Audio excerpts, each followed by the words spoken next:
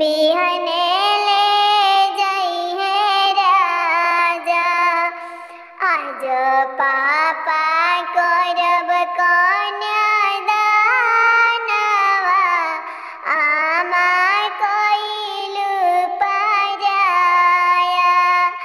आज चाचा करब कन्यादानवा चाची कइनी पराया। आज भैया करब कन्यादानवा भाभी